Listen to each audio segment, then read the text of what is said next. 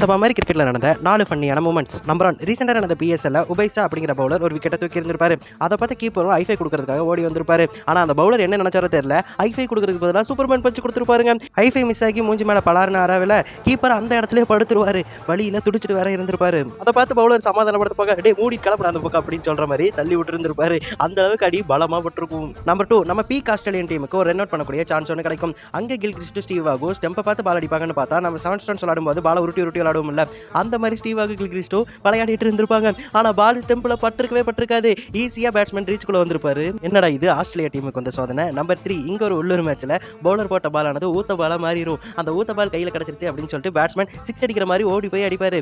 அந்த பாலானது பேட்ல பட்டு நேரா ஃபீல்டர் கையிலேயே போய் விழுந்திருக்கும். இதுக்கு நீ அடிக்காமலே இருந்திருக்கலாம் அப்படிங்கிற மாதிரி காமெடி நடந்திருக்கும். இப்படி தாண்டா அசிங்கப்படுறதுனா வாழ்க்கையில. Number 4, Shamsi, Ganguly, Imran Tahir, Virat Kohli, Digvesh Reddy, கிறிஸ்டிக் Williams, Yuvraj Singh இவங்க எல்லாரையுமே ஒரே நேரத்தில் பார்க்கணுமா? இதுதான் அந்த பிளேயர். இவரை பார்த்துக்கோங்க. தூக்குறது ஒரு விக்கெட், அதுக்கு எதுக்கு 9 செலிப்ரேஷன் பண்ணிட்டு இருக்க? யார் நீ எங்க இருந்தியா வந்த?